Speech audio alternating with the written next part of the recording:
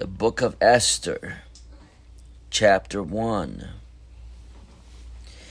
Now it came to pass in the days of Ahasuerus.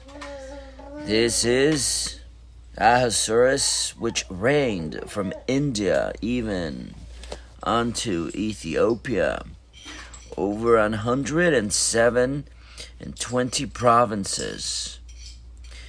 That in those days, when the king Ahasuerus sat on the throne of his kingdom, which was in Shushan the palace, in the 3rd year of his reign, he made a feast unto all his princes and his servants, the power of Persia and Media, the nobles and princes of the provinces being before him.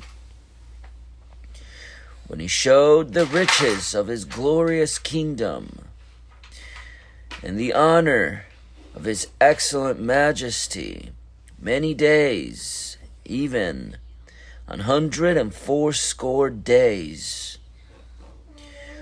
When these days were expired, the king made a feast unto all the people that were present in Shushan the palace, both unto great and small, 7 days, in the court of the garden of the king's palace, where were white, green, and blue hangings fastened with cords of fine linen and purple to silver rings and pillars of marble. The beds were of gold and silver upon a pavement of red and blue and white and black marble. And they gave them drink in vessels of gold, the vessels being diverse one from another, and royal wine in abundance according to the state of the king. And the drinking was according to the law.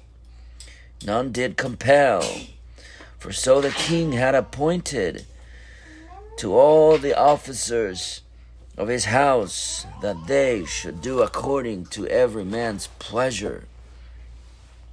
Also Vashti the queen made a feast for the women in the royal house which belonged to King Ahasuerus.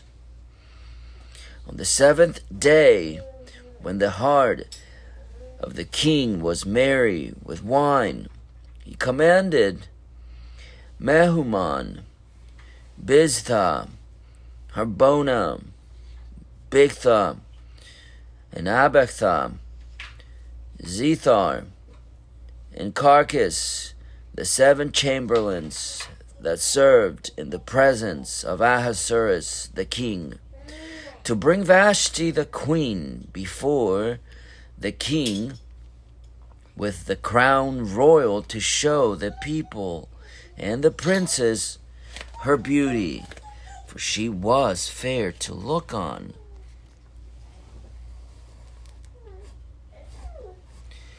But the queen Vashti refused to come at the king's commandment by his chamberlains.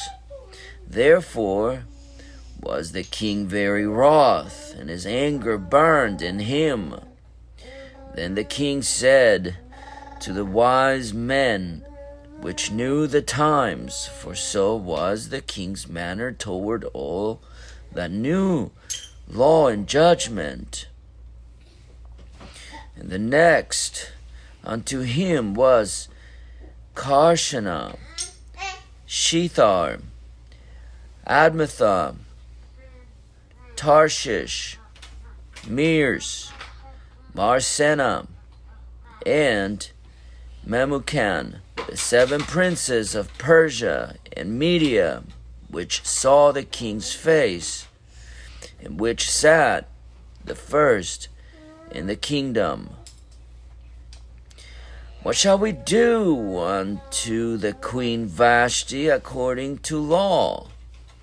because she hath not performed the commandment of the king Ahasuerus by the chamberlains.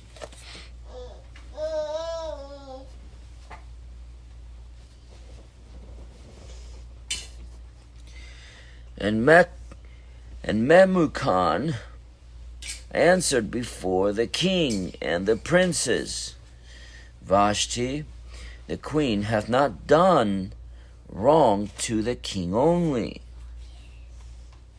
but also to all the princes and to all the people that are in all the provinces of the king Ahasuerus. For this deed of the queen shall come abroad unto all women, so that they shall despise their husbands in their eyes when it shall be reported.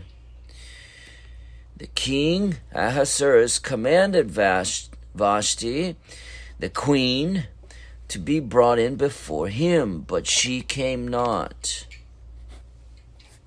Likewise shall the ladies of Persia and Media say this day unto all the king's princes, which have heard of the deed of the queen. Thus shall there arise too much contempt and wrath.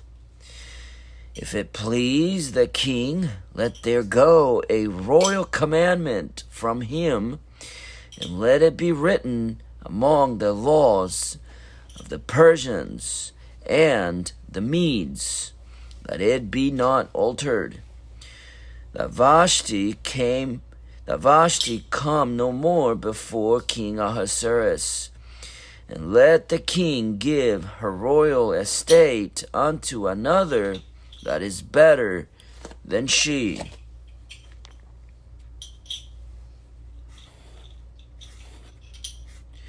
And when the king's decree, which he shall make, shall be published throughout all his empire, for it is great, all the wives shall give to their husbands honor, both to great and small.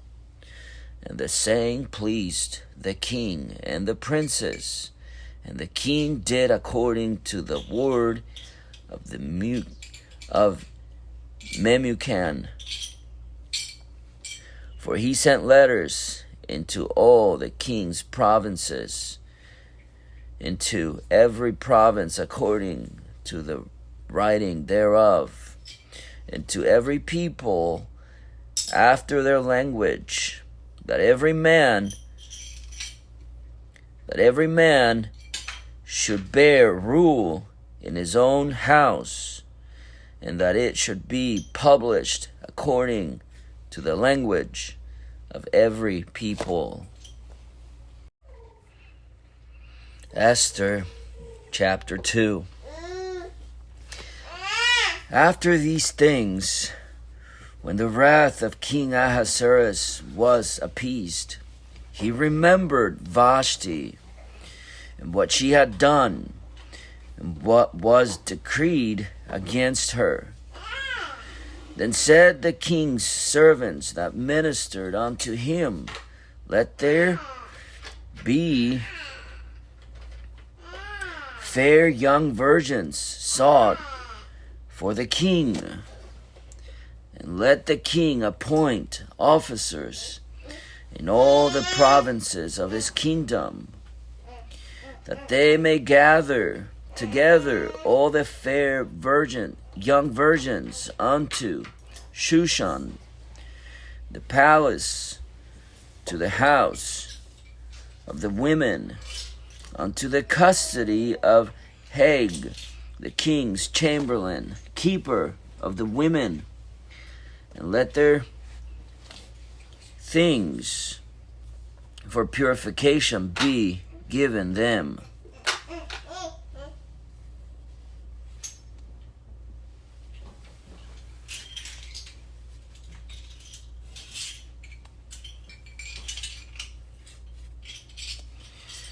And let the maiden which pleaseth the king be queen instead of Vashti. And the thing pleased the king, and he did so. Now in Shushan the palace there was a certain Jew, whose name was Mordecai, the son of Jair, the son of Shimei, the son of Kish, a Benjamite, who had been carried away from Jerusalem with the captivity which had been carried away with Jeconiah king of Judah, whom Nebuchadnezzar the king of Babylon had carried away. And he brought up Hadassah, that is Esther, his uncle's daughter, for she had neither father nor mother. And the maid was fair and beautiful, whom Mordecai, when her father and mother were dead, took for his own daughter.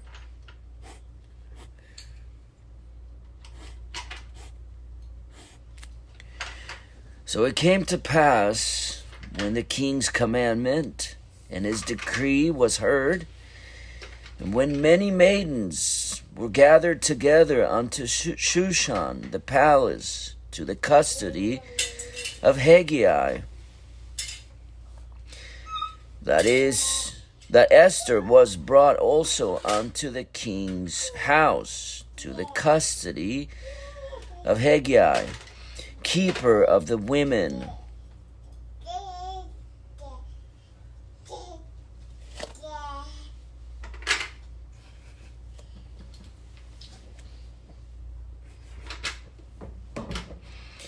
And the maiden pleased him, and she obtained kindness of him.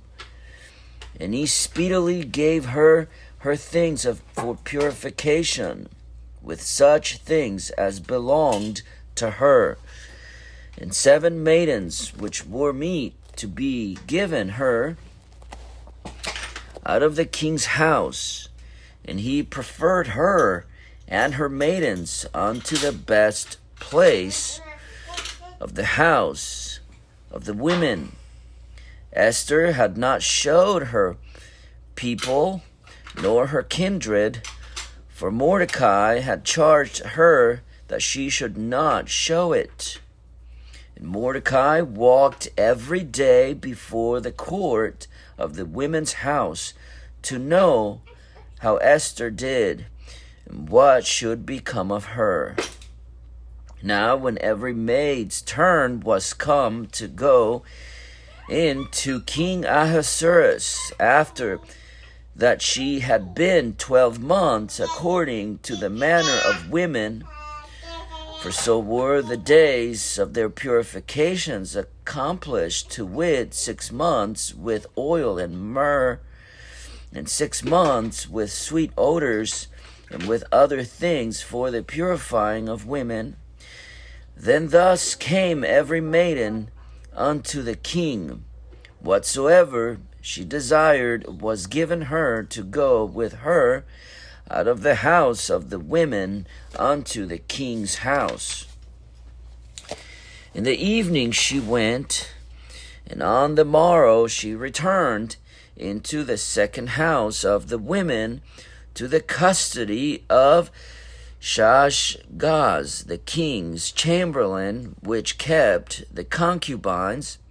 She came in unto the king no more, except the king delighted in her, and that she were called by name. Now, when the turn of Esther, the daughter of Abihail, the uncle of Mordecai, who had taken her for his daughter, was come to go in unto the king, she required nothing but what Haggai, the king's chamberlain, the keeper of the women, appointed. And Esther obtained favor in the sight of all them that looked upon her.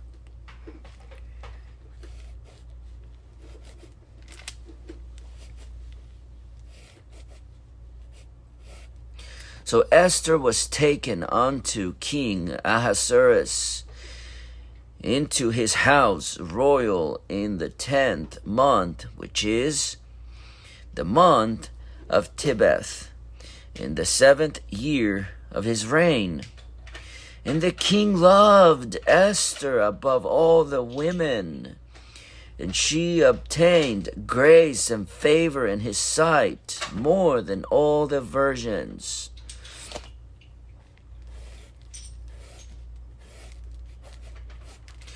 So that he set the royal crown upon her head and made her queen instead of Vashti.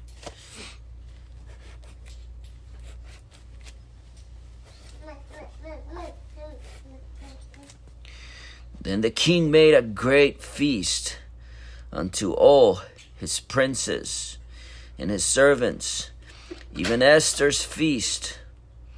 And he made a release to the provinces and gave gifts according to the state of the king.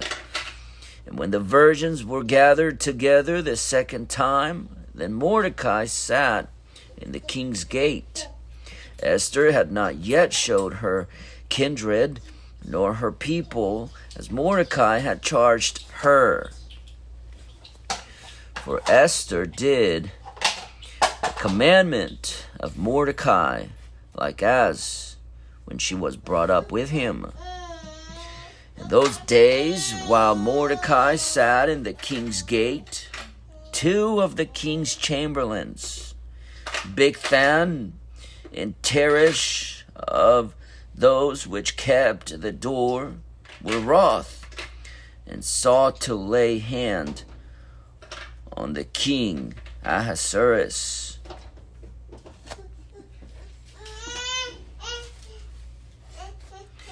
And the thing was known to Mordecai, who told it unto Esther the queen. And Esther certified the king thereof in Mordecai's name.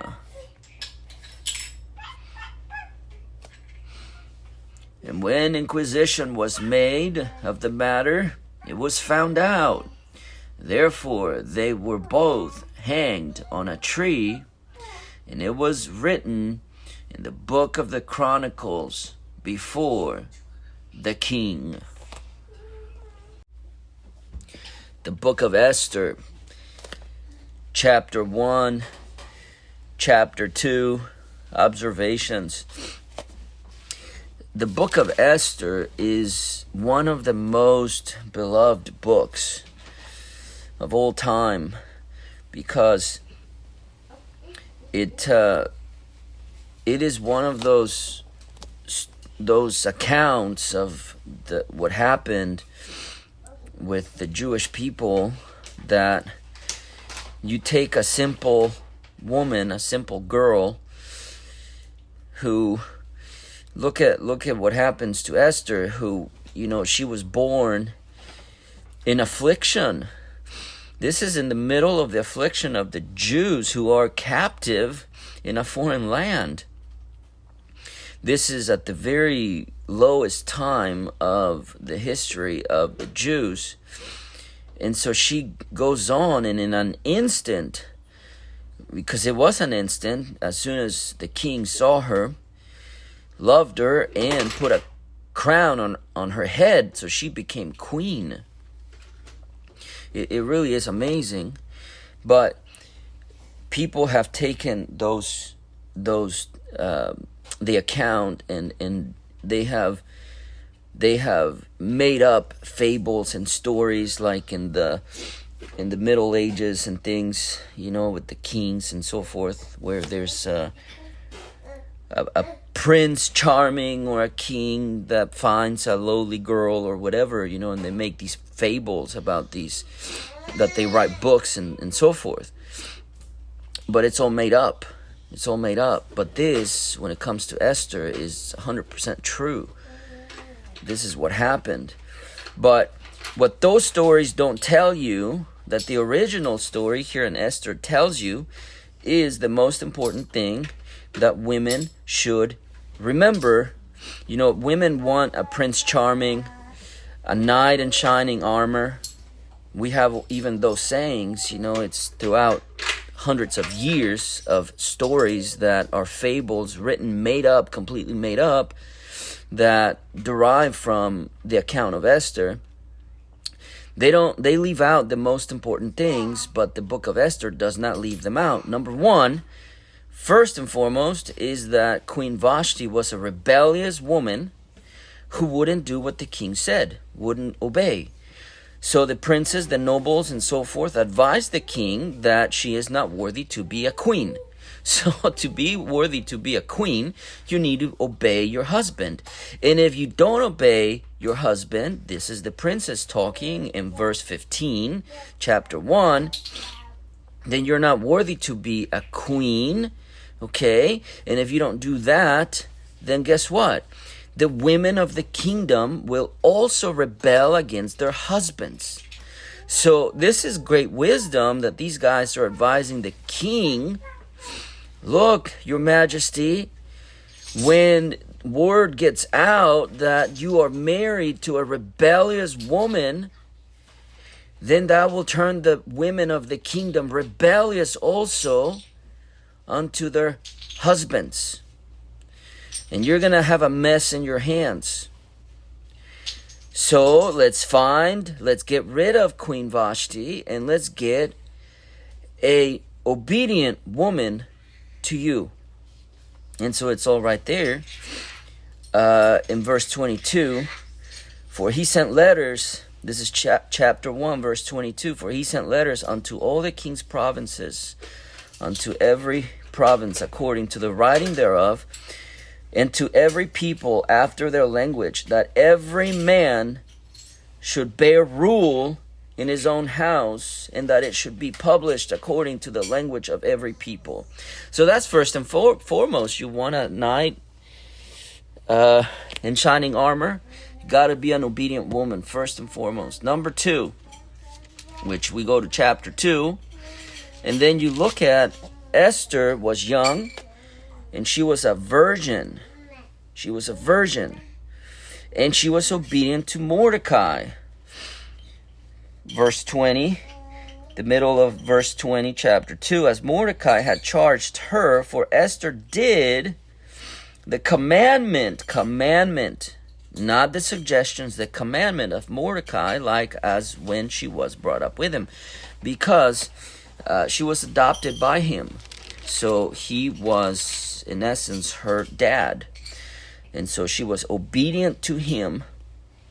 But look at how lowly and how humble Queen Esther was. So that's number 3. She was humble and she was simple. She was a simple girl. She didn't require all these things. Verse 15. Now when the turn of Esther, the daughter, this is chapter 2, the daughter of Abihail, the uncle of Mordecai, had taken her for his daughter, was come to go unto the king, she required nothing but what Haggai, the king's chamberlain, the keeper of the women, appointed.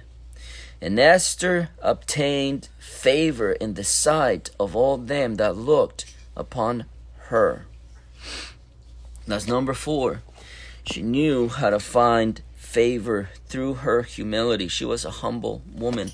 So again, to recap, number 1, she was obedient. Number 2, she was a virgin. Number 3, she was submissive. She knew how to be a daughter. Number 4, she was simple. She was humble. She didn't require all these things that all other women seem to require. And so this follows, the Bible is beautiful because we just got done reading Nehemiah, which is admonishing people for the choice that they made in wives that they picked, that they were strange women. So you see, Queen Esther was not a strange woman because she was pure, she was obedient, she was humble, she was simple. And that's what you want in a wife. So I had to mention this because we just got done with Nehemiah talking about all that stuff. And now here we have Esther. And so it's amazing that it's the book that comes right after Nehemiah. And it follows the pattern of the simplicity of women who are deserving of things like Esther was. And not only that, but she saved the king's life at the end of chapter 2 because she was a true woman of God. So anyway, we'll continue on with the story. I had to mention it before we get really going throughout the rest of the book of Esther, because it's really, really important. We'll see you guys tomorrow.